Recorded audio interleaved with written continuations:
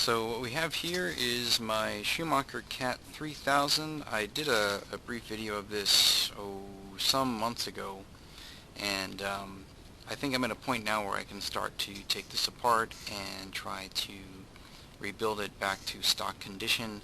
It looks like the previous owner that had this car really liked low-C stuff because they added low-C shocks. They replaced the old Schumacher shocks with low-C shocks. So I like to put the Schumacher shocks back on there, even though these shocks are really quite nice. They also played some sort of a game here with the rear arms, mounting low-C rear arms with low-C rear hub carriers, and even using a low-C wheel axle and using low-C wheels. So I need to sort that out and replace that whole setup with original Schumacher parts. And then this rear tower arrangement, I have to double check this. It looks like the tower was kind of cut into two pieces. There's this piece here. It looks like there's a cut line here. And then there's this piece here for the tower. There's a cut line here quite obviously, quite clearly. It looks like maybe the tower was originally taller. And when they put the low-C shocks on, maybe these shocks weren't quite as long as they wanted them to be. So then I guess they just sliced the tower and then dropped it so that they can get the appropriate amount of droop with the shock lengths that they had on these low-C shocks. Although I'm going to venture a guess here based on the exposed stroke length here that there are actually limiters inside this shock, and maybe they didn't realize that. So there's not a whole lot about this that makes sense, which of course sucks. And it looks like also this blue piece here does not look stock, because it looks actually like there's you see this blue anodization here, and then there's this gray area right here where clearly this part was cut somehow. I'm pretty sure that the inner hinge pin mounts for the CAT 3000 were actually two separate units. So this was probably some other arrangement that they had. So what I'm going to do here is basically I'm just going to rip apart the rear end and see what I can actually take apart, and I'm going to do this in real time and record it for you guys. So first thing, let's see if we can take off this wing just to get it out of the way. By the way, this is the first time I've ever worked on a CAT 3000. I have a couple of CAT 2000s that I've torn down and rebuilt and restored. But this is my very first 3000, so I'm kind of, improvising here as far as figuring out what to do, what parts to take apart, all the rest of it. Actually, these screws are shit. See, I hate it when people use, maybe this is a Schumacher thing, I don't know, but these are like old, like almost Tamiya-like self-threading or self-tapping screws. Those are garbage. Alright, but I don't want to lose this cap piece, so I'm just going to screw this back in for now so I don't lose track of the parts. Okay, and I'm going to guess that this is all a combination of metric screws and Phillips screws and standard screws, which is just freaking wonderful. So what do we got here? This and this, and alright. So let's take these wing mounts off while we're at it. Let's get this out of the way. And these are Phillips, as you can see. Actually, it looks like the shock tower was cut into three pieces. You had this lower piece and this upper piece, and then there's this extension here that was added to the... Man, that is a mess. The things you find and the things you learn when you're restoring vintage cars. Again, like I'll bet this screw we don't need. It's just a garbage screw, and this washer we probably don't need. But for now, I'm just going to hang on to them, and I'll sort it all out later. But I first want to just take this thing apart. The front looks like less of a disaster, but I don't like how these RPM parts were painted. It doesn't even look like they were dyed. It looks like they were painted. It might have been dyed red. I want to change that all to white or yellow. I like the RPM neon yellow. I actually love the RPM neon yellow. So I'll probably take apart the front a little bit.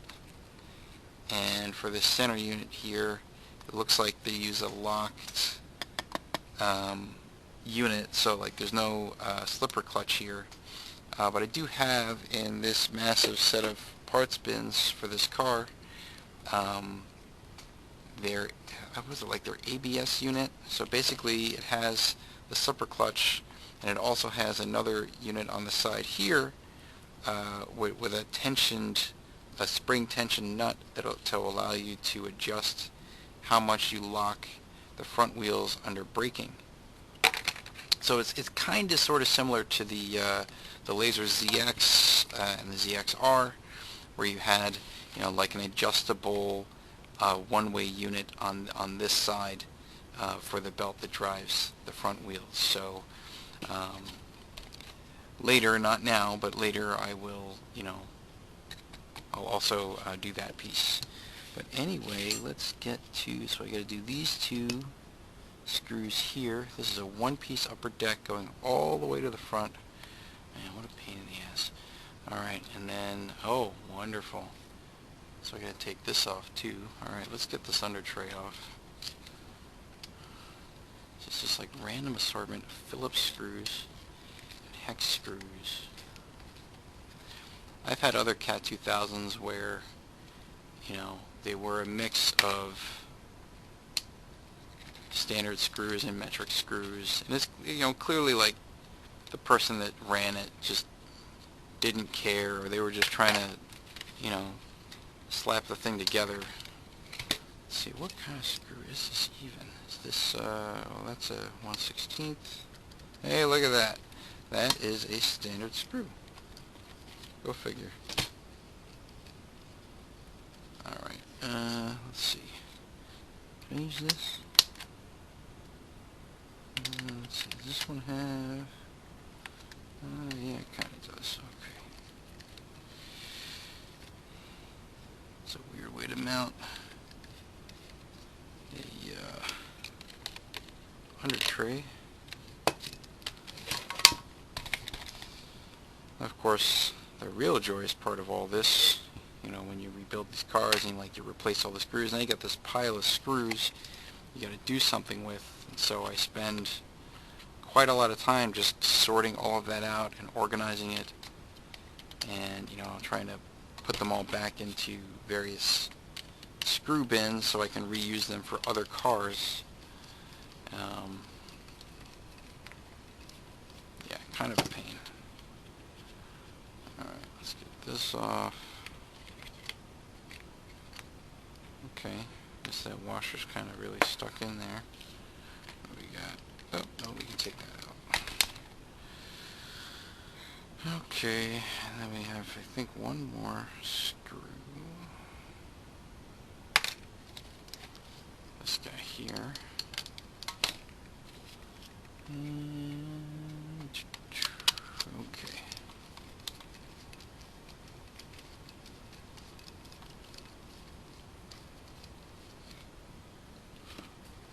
Take this off. And of course the under tray is partly taped. Oh jeez. And that's all cracked. That's okay. I think I have yeah, I bought from Penguin RC a new body, a new under tray, a new wing. And this one is just bleh, ugly. Okay. Now we have, what the hell? Alright. These two, just to take out the rear gearbox, two. Alright, this is going to get a little messy. I gotta take these out also. Wow, look at this. See, this screw isn't even seated. That's clearly standard, so that was maybe some kind of a loci unit? My god.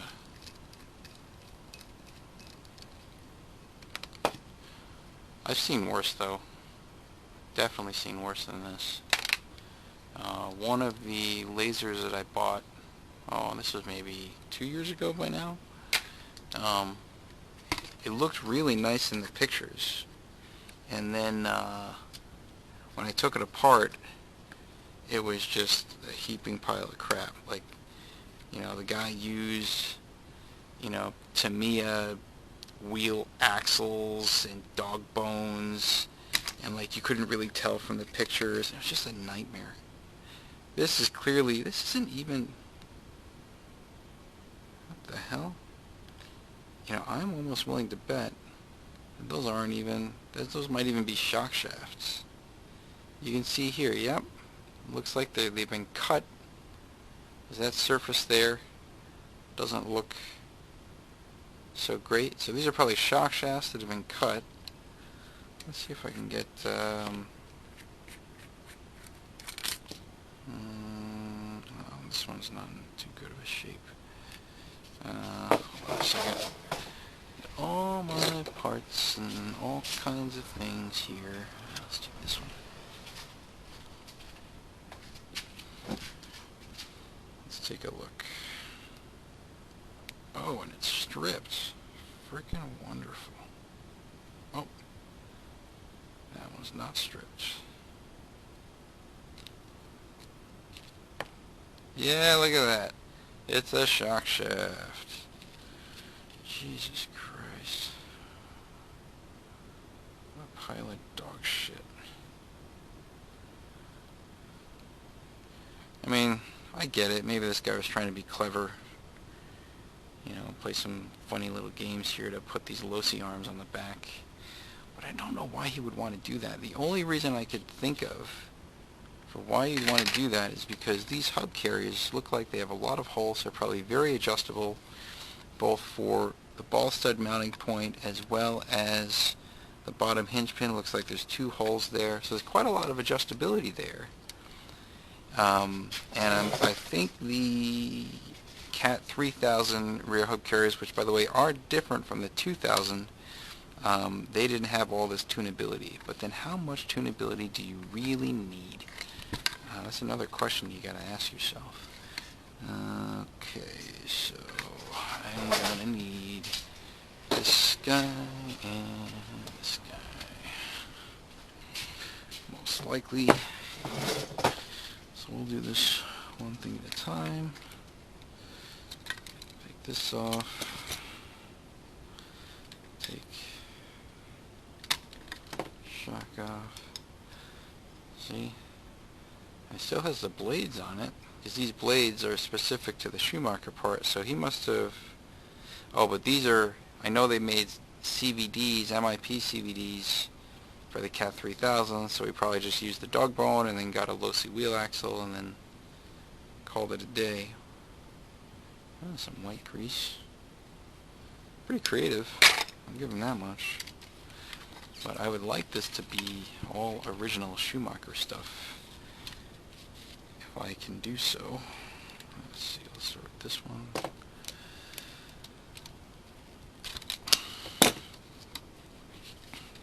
Come on, fucker.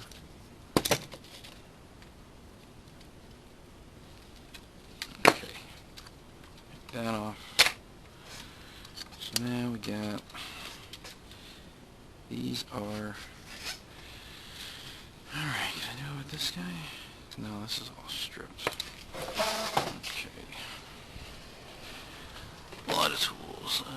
Let's see, this and this. Might as well take... No, I don't think I'll need that one.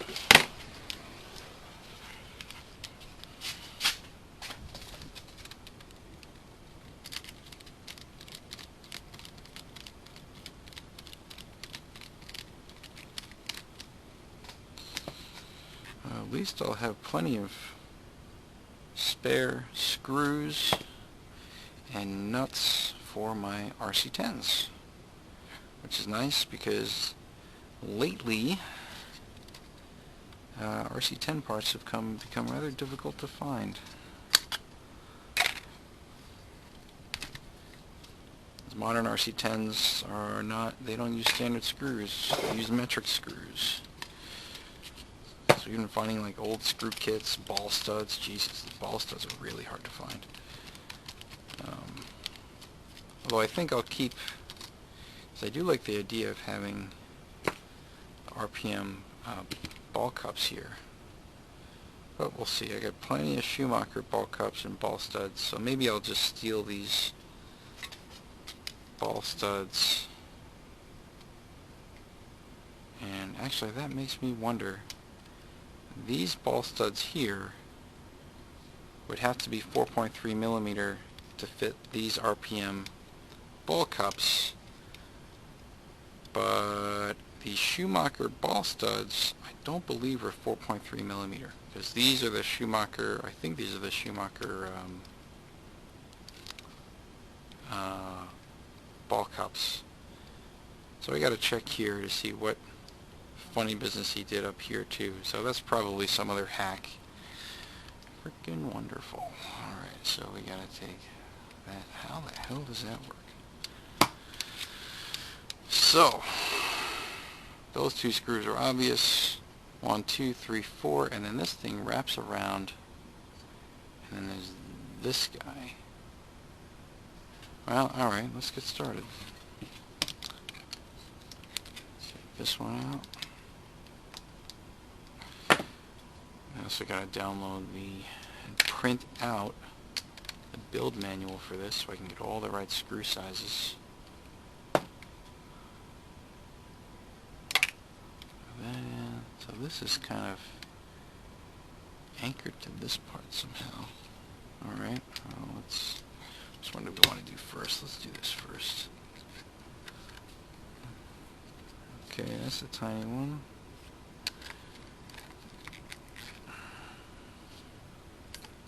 What the hell? Okay, so it's just like a tiny little plate. Interesting. Very interesting. Man, why would they do it that way? Let's put this back in.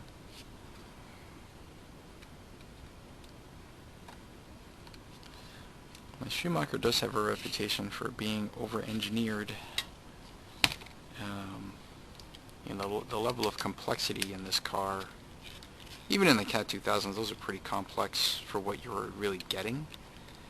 It's kind of needless complexity, but people were willing to deal with it because the cars are dynamically just so amazing. You just accept how the manufacturer is kind of giving you nightmares. Alright, that's probably a 2.5. So 2.5. Yep. Alright, so I'll do this. This is the 1/16, so I'm going to put that back here. By the way, you know, different manufacturers make these. This is a neat little hex screwdriver kit.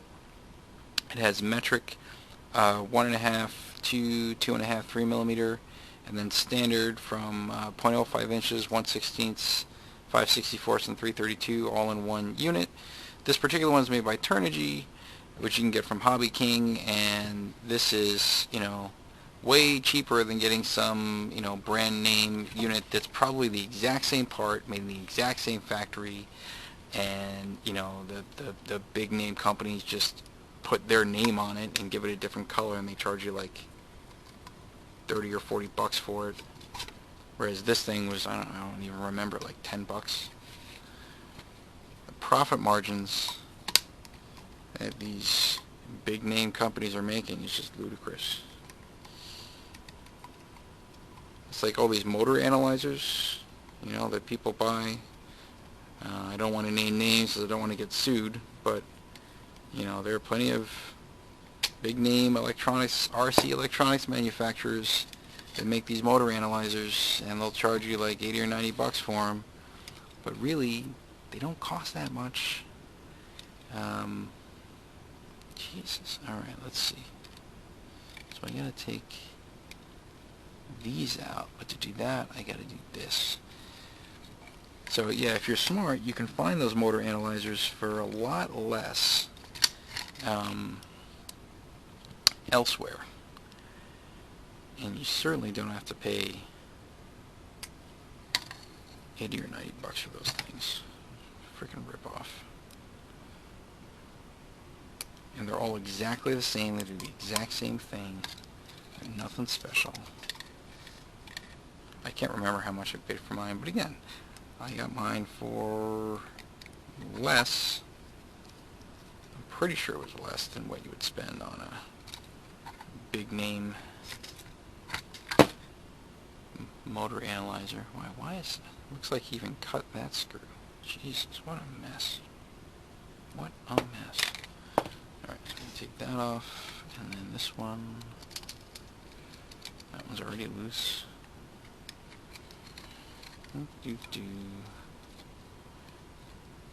It's just, look at all the screws this guy did to mount this funky looking tower. Like, just all the weight that that's going to add. Like, why? So stupid. If you would have just kept the stock tower, you'd have 1, 2, 3, 4, 5, 6 fewer screws on this thing. All that is not only adding weight, it's also changing the center of gravity, so that weight is high up. So if you really care about CG, and if it's, you know, if you notice the difference, oh, you know what? Yeah, they both kind of work, but I should really use 2.5. All right. Oh, that's tight. Okay, I think we're getting there. I think if I can get this piece off, then that whole top unit will come off with the tower. And I could just get the belt out of there, or the diff out of there.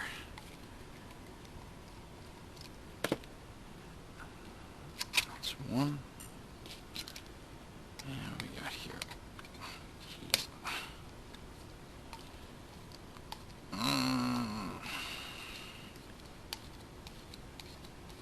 Hands are getting tired. This is 2. Yep, it's coming off. Okay, good. So this CAT 3000 looks like it has the slotted diff out drives, which have the, I forget what they call them, these little sleeves here on the dog bone pins, so that way you can replace these little plastic units as they wear, and it helps to mitigate wear on the diff out drives, which allows you to use lighter weight, like aluminum diff out drives, to reduce rotational mass. It's a neat little trick, as long as you're okay with replacing those. I think they're called blades. Replacing those blades, you know, often if you run like a hot modified motor. So yeah, I think the CAT 2000 EC, was it the EC or maybe what, like the sport model or something? They also had blade diff out drives and drive shafts, but all my CAT 2000s, actually sorry, the CAT 98 had that for sure. I think the EC might have had that. But you know, all of my CAT 2000s, whether they were supposed to have blades or not, I don't care. I run the coaxial universal joints. They're not as strong because there's more plastic to them, but it allows you to run any amount of droop, and there's no risk of like dog bones popping out or anything like that. You don't have to deal with, you know, replacing these silly little blades or anything. Okay, anyway, let's see if we want to get a little more ambitious here and take more of the car apart. Because if I want to take this apart, I'm going to have to take the upper deck off anyway.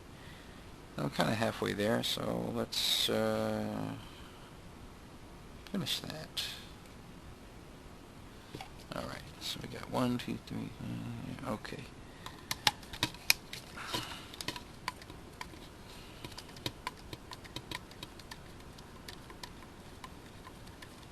I'm inclined to just use my car screwdriver and do this a little faster.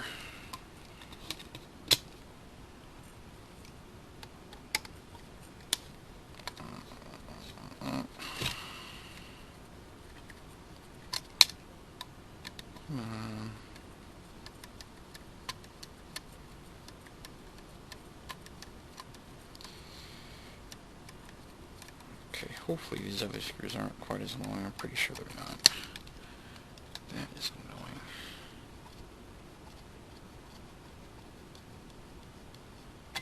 Okay, got those out. Then we got those. Those just slot right through. I don't think we can take those out. Just these four here. Oops. Super easy. 1,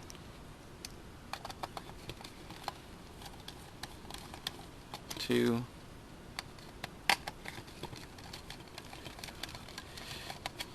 3, 4. See, taking a car apart is super easy. You can do it really fast. Putting it back together is what takes time. A lot of time. Okay, so here is the motor mount. Let's see, do we really want to take this off? Because if I take that off, then I have to get the belt out of here, which is another... Oh, actually, this is 2 pieces. Okay, you know what? Maybe that's not so bad. So,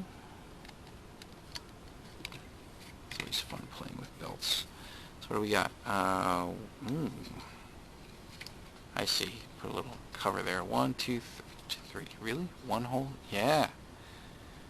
Oh, that's messed up. So when you mount this piece on the side here, when you screw that screw in, as you torque the screw down, you know, this thing might tilt a little bit this way or this way. You have to make sure it's lined up so that it doesn't cause any binding in this lay shaft. That's fun. Alright, let's see if we can get this tape off.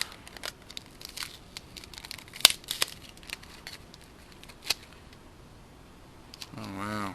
See, that screw isn't even in. Look at this. See that crap right there? More junk. Alright. I guess I'll put that there. Let's get this motor mount off. Why not? And then I'll call it a day for now, I think. Oh, man. So I do have to get to bed. It's pretty late tonight. In case you haven't noticed, I make a lot of my videos late at night. After the kids are asleep, and after my wife is asleep. It's really the only time I have, usually, to come down here and play with my toys. Alright. That's this one, and then one more here. God damn.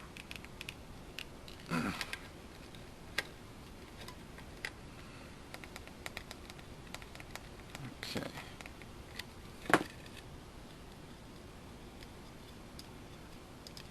Come on, get out of there. Alright. Because that will allow me to easily take, hopefully, this... Oh, wait, now I'm going to take the E-clip off. Shit. Alright, and there's a roller bearing in here. So that... Oh, my God. Alright. Very clever. So just to take this out and to get the belts out of here, I got to do a little extra work. I got to take this roller bearing off so I can free up this belt, unless I really want to yank at it, but I don't want to do that. And then likewise here, this roller bearing here, I have to loosen it to get this belt off. So let's see, if I loosen this just a little bit, will that be enough? Yep. Alright, good. And then this guy, let's see. What the heck is that even? What's going on here? Oh, I see. So I gotta get to this screw. Oh, Jesus. Okay. In order to get to that, I gotta take this thing off. Wonderful. freaking wonderful. Alright. Man, you're killing me. Sorry, let's take the spur gear off. See, by the way, in case you're wondering, this is why I really like Yokomos. You don't have to deal with all this shit. It's super easy to work on. You gotta replace something, you just do like a couple of screws, bing bang boom, you're done. Although these other cars are super interesting, and they might be dynamically really good, just putting up with all this crap just makes it not worth it at all. Alright, so how do I get this freaking thing off? Let me guess, I gotta squeeze this somehow. Let's see, yeah, I'm pretty sure. Squeeze this, yep. That's a weird way to lock on spur gear. You know, instead of using like something normal, like a nut. Nah, let's give you this weird plastic part. It's like a clamp thingy. There we go. As you know, there's nothing esoteric about that at all. And it's not going to be a major, you know, frustration for our customers. Nah. Come on, get. Oh, that's really tight. Okay, I'll have to get to that later. I don't want to strip that.